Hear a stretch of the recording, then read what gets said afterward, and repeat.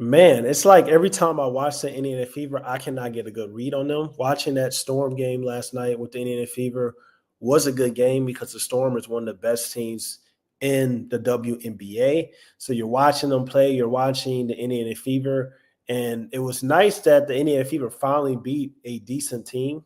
They finally played up to the way that most people expect them from a team oriented standpoint, even though Caitlin Clark did not have a great game whatsoever, she's in a big time slump. But for them being able to still win games with Caitlin Clark not playing well, that is something that we haven't really seen before because normally last year and even sometimes this year, when Caitlin Clark doesn't have a good game, the Indiana Fever tend to struggle. But we saw a different team last night with the Indiana Fever, a team that's finding its rhythm, finding its stride, and also you got players like Aliyah Boston and Kelsey Mitchell that are finally showing a little level of consistency, especially Kelsey Mitchell when he talks about this was her best game of the season. This is the game I've been waiting for with Kelsey Mitchell. Kelsey Mitchell is a bucket. They don't win anything of any significant value this year unless Kelsey Mitchell is what she was last year, unless Kelsey Mitchell is consistent, unless Kelsey Mitchell is back to being the best pure hooper in the WNBA. This was her best game, 26 points. Her three-point shot has been struggling all year, 5 or 7 for the three-point line against the Seattle Storm. And Aliyah Boston has taken the leap. Aliyah Boston is one of the best big men in the WNBA. When the Fever run their offense through Aliyah Boston and they find her early and they get her touches and get her involved, they are a much better team because she is impeccable when we talk about her post moves and her footwork. And she is extremely gifted passing the ball for a big man as well. She just does a lot of great things on the basketball court, and I've loved seeing her development.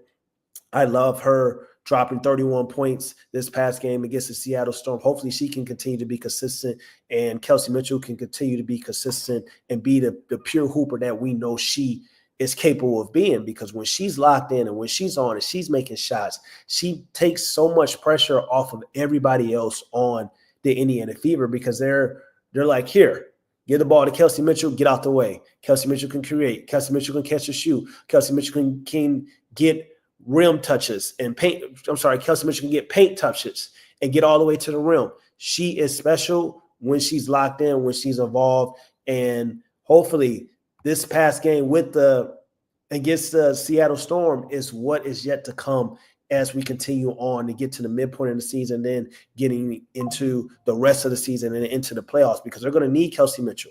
They're going to need that Kelsey Mitchell that is a marksman for three. They're going to need that Kelsey Mitchell that's not putting up 16 to 17 points per game. They're going to need that Kelsey Mitchell that's putting up anywhere between 19 to 23 points on any given night, shooting and making at least 2 to 3 made threes on any given night. And just like with Caitlin Clark as well, Caitlin Clark has been on a slump this West Coast trip with the Indiana Fever, and it's been her worst slump as a professional in the WNBA, I feel like, so far, with all the expectations that she has, with how the way she's been playing early on this season.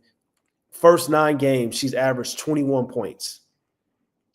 21.6 points for the first 9 games. First 6 games, Caitlin Clark has played this season. She's averaged 21.6 points, shooting 45% from the field, 40% for the three-point line. These last 3 games with the Indiana Fever on this West Coast trip has been atrocious. We're talking 12 points per game. We're talking 22 total turnovers, which is the most in WNBA history over 3 games. That's been atrocious. She's shooting 28% from the field and 4% for the three-point line. It's been rough for Caitlin Clark, but luckily her teammates have had her back. Kelsey Mitchell, Aliyah Boston, they have been putting the team on their backs and helping the Indiana Fever win games. But we know this team is going to go as far as Caitlin Clark is going to take them. And the only problem with Caitlin Clark being in slumps, because shooters gets in slumps sometimes. She is a elite marksman. But the only problem is that sometimes when Caitlin Clark is in a slump, she can't just focus on just getting out of that slump and focus on just her scoring and her shots and getting into rhythm, because she has so much responsibility on the basketball court for being a generator and having a responsibility to play make, create open looks for teammates, set up teammates and get them into the right spots, make sure she's utilizing and getting Aliyah Boston going in a pick and roll.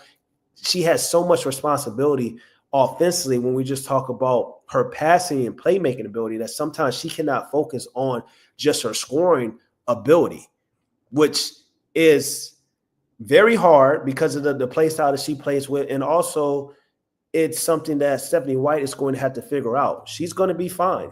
But this just goes to show you Caitlin Clark is only 23 years old, and she's still going to have to develop. These players are young. Real development takes time, and Caitlin Clark is going to continue to develop. She's going to continue to get better. She's going to continue to be the baby goat and the chosen one that everybody expects her to be, but she's not a finished product. Caitlin Clark is not a finished product, just like LeBron James was a finished product when he first came into the league. Great things take time, and Caitlin Clark is going to continue to have to develop, because when she gets into these slumps, especially from the three-point, her three-point shot isn't falling, you have to be able to find other ways to contribute besides her passing when we talk about the scoring. If your three-point shot is not falling, you have to be able to operate at the second level of the basketball court and getting easy and open looks. That's up to Stephanie White to implement. That's up to Stephanie White to enforce, to help her get herself going, whether we're talking about coming off curl screens, coming off whether that's coming off curl screens, having Caitlin Clark come off pin downs, using Caitlin Clark as a decoy for back cuts, like having her do V cuts. It's all different ways that they can get Caitlin Clark involved without her having to have the ball in her hands and relying solely on her three-point shot. They have to start utilizing Caitlin Clark, and she has to start utilizing herself and making sure she's prioritizing. Caitlin Clark has to make sure she's prioritizing not just shooting threes, but getting to that second level of the basketball court and getting into her floaters and hitting that 15-footer, or even when she's going downhill, stopping on a dime and hitting the defense with a pull-up jumper. These are things and areas of Caitlin Clark's game where she's going to have to improve on, because once again, real development takes time. And we're seeing it even with some of her counterparts. We're seeing it with Angel Reese. Angel Reese, ladies and gentlemen, she was struggling early on this year. She was in a new position. They have her playing more out of the wing. And now we're watching Angel Reese, and she's getting better and she's developing. Like, she's becoming this Swift Army knight. She's becoming this do everything type of player, which is more better suited for her than to be a traditional center and trying to work on post moves and trying to just score up under the basket. She's never going to be Aliyah Boston. She's never going to have that footwork. She's never going to have the post move. She's never going to have that touch around the rim. That's not her game. But if she's dropping 18 points, 17 rebounds, shooting 50% from the field, giving you 6 assists and 4 steals, if she can be a WNBA's version of Draymond Green, or she can be a WNBA's version of Alyssa Thomas, where she may not never average 18 to 20 points offensively. She may not average 18 to 20 points and 10 to 12 rebounds for a season. That never may be Angel Reese's potential. But if she can be a Alyssa Thomas disciple and average anywhere between 15, 10, and 5, we're talking MVP caliber player. We're talking top 5 to top 10 caliber player that she can potentially come in the WNBA if she continues to develop, and if she continues to be this point forward and play this role similar to what Draymond plays in the NBA and similar to what Alyssa Thomas plays in the WNBA. Like, that can be something special. She has to continue to model her game after that type of style of play, because that type of style of play is going to be better suited for her and her long-term career than trying to be up under the basket and trying to be this traditional center. So when we talk about development matters. It matters. And for us, like Caitlin Clark, she's going to be fine. I have no problem with what I'm seeing with Caitlin Clark. She's going to be fine. She's going to get out of her slump. But it is the challenges that she faces that other stars do not have to face, given the fact that Caitlin Clark has a lot of responsibility. She's responsible for so much on the basketball court for the Indiana Fever. It's not even funny. So her level of responsibility in comparison to other players who don't have the level of responsibility when they're in slumps and they can just focus on scoring and just focus on getting a rhythm, it's a big difference. And we have to understand that, and it's up to people that analyze the game to say that, because sometimes people look at the narratives and look at the stats. Well, yes, she's in a slump. Yes, Caitlin Clark is struggling. Why is she struggling? She's struggling because she's only shooting threes. She's struggling because Stephanie White isn't calling any plays for her. Every time that Caitlin Clark is damn near making these difficult shots, it's not a play call. It's just her going out, creating her shot and shooting logo threes and doing the left side step back and beating her man off the dribble. As a coach, it's your responsibility to make sure things are easier for your superstars, especially when they're not in rhythm. That's something that Stephanie White has to get a hold of. And for like some NBA news, we're hearing rumors that the Boston Celtics are receiving massive offers for Jaylen Brown and also Derek White. And for Jaylen Brown, you just won a championship with Jaylen Brown. He signed a $300 million contract. They just got off and got under the second apron for us. They shed $180 million in luxury tax. That's what they saved this week with trading Porzingis and trading Porzingis to Atlanta and trading Drew Holiday to the Portland Trail Blazers, which sucks for Drew Holiday because I know he doesn't want to be with the Portland Trail Blazers again. Boston's now under the second apron for like the luxury tax. So, and they didn't give up neither of their 2025, draft picks or selections. So when you're talking about should the Boston Celtics give up on Jaylen Brown and essentially the Jason Tatum duo. This is a duo that won an NBA championship. This is a duo that's the best duo in the league when both parties are healthy. Jaylen Brown was suffering a knee injury. We know Jason Tatum, hopefully Godspeed to his recovery, suffer Achilles injury as well. Why would you want to give up on a talented duo that brought you to the promised land and brought you a championship? It just doesn't seem like a smart move to me.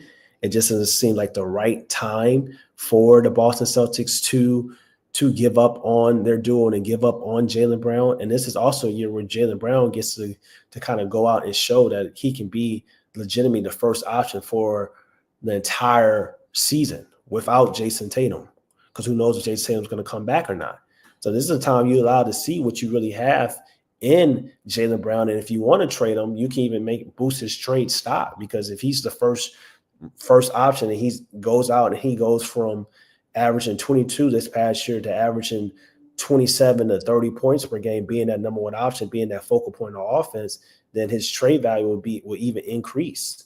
So I don't think this is the right move for the Boston Celtics to even be considering Jaylen Brown and even considering some of the trades. And I'm not saying that they are, but of course, teams are going to want Derek White. They're going to want Jaylen Brown. And if there's a team like, I feel like the Atlanta Hawks, where we know Jaylen Brown is from the state of Georgia, then that's a team you probably, if you're the Hawks, if you want Jaylen Brown, this could be an opportunity for you to kind of overpay or probably get in a 3-team trade to try to get Jaylen Brown to come play with Trae Young. And that's what the Atlanta Hawks have been missing, a two-way superstar, somebody that can score 25 points per game, play defense as well, and be a leader and is a championship winner.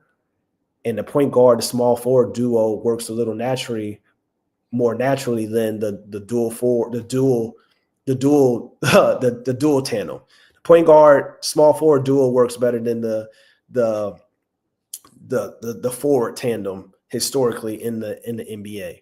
So that could be a move for your Atlanta Hawks. If there's one team that I feel like they should go all in on Jaylen Brown, trying to get Jaylen Brown, it's definitely Atlanta Hawks, because he's a missing piece to what can allow them to go off and to do a lot of great things.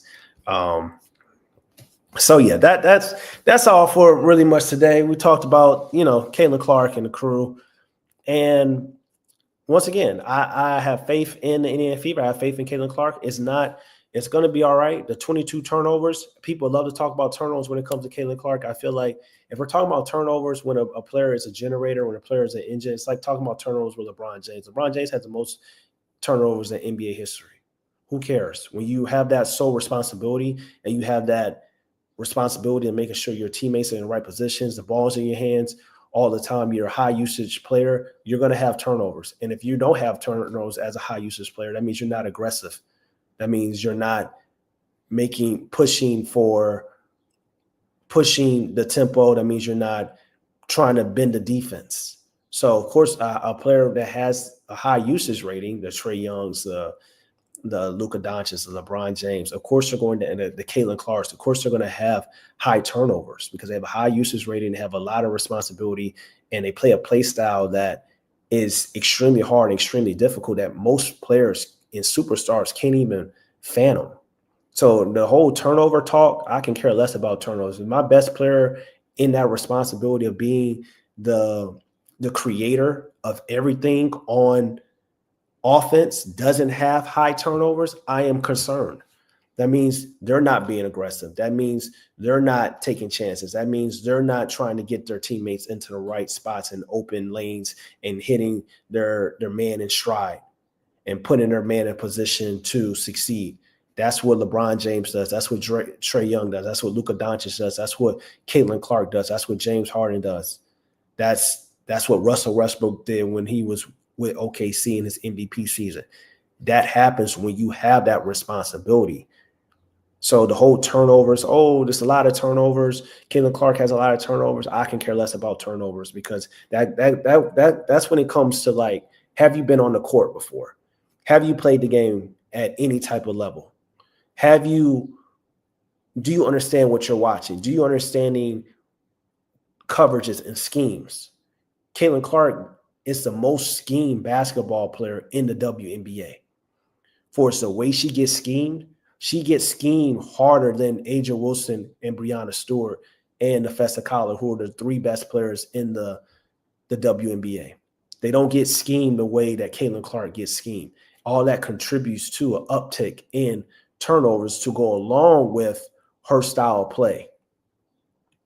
And then for Cooper Flagg. Cooper Flagg is going to be extremely talented in Cooper Flagg is going to be extremely talented in the NBA. Cooper Flagg is going to be one of the best basketball players in the NBA someday. For his upside, for his potential, he reminds me of a do-everything type of player. He reminds me of what Jason Tatum became in the 2024 playoff run. This player that had the responsibility to facilitate and run the offense, to score, to rebound, to defend, a dual forward. That is going to be Cooper Flagg's play style. He's going to be a dual forward in the NBA. His rookie season, he may average anywhere between 15, 5, and 5. And he's coming into a situation where most rookies do not come into, where it's not going to be solely relied on Cooper Flagg. He's going to be playing with a top 10 basketball player named Anthony Davis. Kyrie Irving's going to come back healthy off an ACL injury. He's still going to have a champion with Klay Thompson as well. They're probably going to bring in a veteran point guard. Cooper Flagg is going into a great situation with the Dallas Mavericks where the pressure is not going to always be on Cooper Flagg. It's not going to be on Cooper Flagg at all, to be honest. So he's going to get a chance to develop. He's going to get a chance to show what he can do. He's going to get a chance to fit in. He had more pressure going to Duke than he does with the Dallas Mavericks. That's unheard of. Anytime a player has more pressure going into a college university than going into the NBA, and they're deemed to be the best NBA prospect, the best rookie for the following year, that's a great situation if you're Cooper Flagg. He's the youngest player to get drafted since LeBron James, and he's going to play, when it's all said and done, a similar play style like LeBron James. Now he has to work on a lot of things in his game. He's extremely athletic. He can pass. He can guard multiple positions. He's going to be this do-everything type of player from day one in the National Basketball Association. But he has to continue to work on his handle. He has to continue to fix the hitch in his shot. He has to work on his three-point shooting as well, because I feel like we've seen him shoot the three ball, and catch and shoot situations, but his overall creation ability still has to improve. And that goes along with the handle as well. When you combine those two, the importance of that. So he's going to develop. I just got done talking about Caitlin Clark. I just got done talking about Angel Reese. Great players develop over time. What you're going to see in his rookie year is not what you're going to see in year 5 and year 7.